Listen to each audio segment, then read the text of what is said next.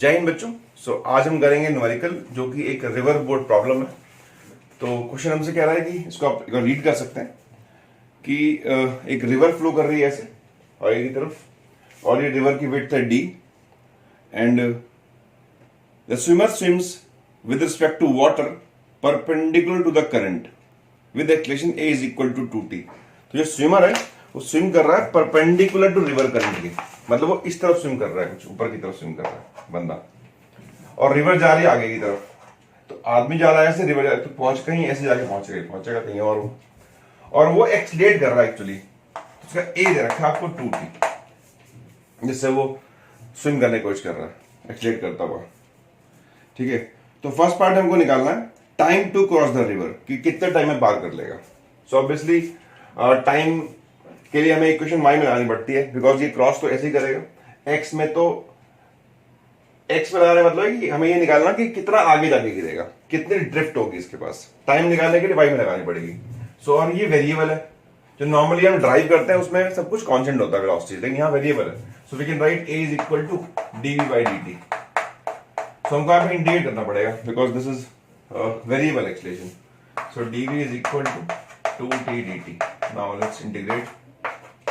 तो 0 से v, 0 से t, तो this is equal to t square.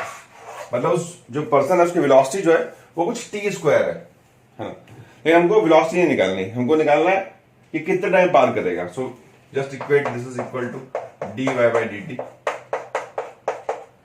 So dy equal to t square dt। अब कर दे इसको इंटीग्रेट। लिमिट्स y की कितनी है? 0 से d। यहाँ पे y 0 है, यहाँ y d है, d पार कर लेगा। टाइम की 0 से t। So this is equal to, ये आ जाएगा आपके पास d equal to t³/3। So t is equal to 3d 1/3।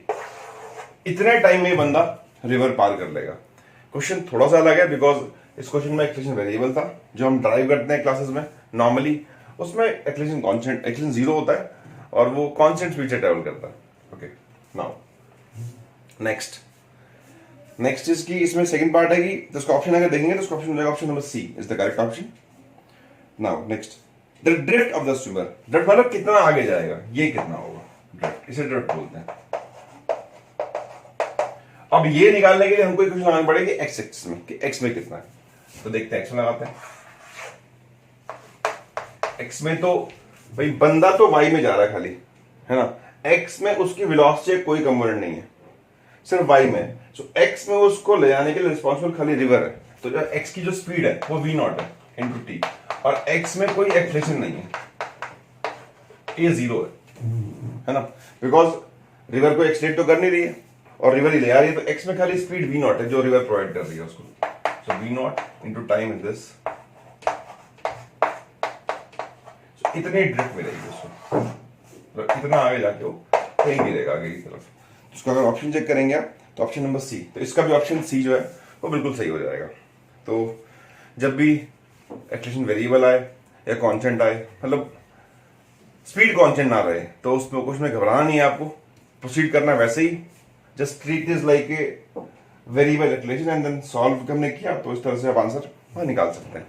So I believe कि आपको क्वेश्चन क्लियर होगा। तो मेरी वीडियो को लाइक करें, कमेंट करें, सब्सक्राइब करें, और इस तरह की और वीडियोस के लिए मुझे फॉलो करें और मेरे प्लेलिस्ट को जाकर एक्सप्लोर करें, जहाँ पे और भी बहुत सारा कंटेंट मौजूद है। आपको जिस चैप्टर का भी चाहिए, जिस टॉपिक का भी चाहिए, वहाँ पे है, आपको जाकर देखें उसे और अपनी नॉलेज को बढ़ाएं। Thanks for watching.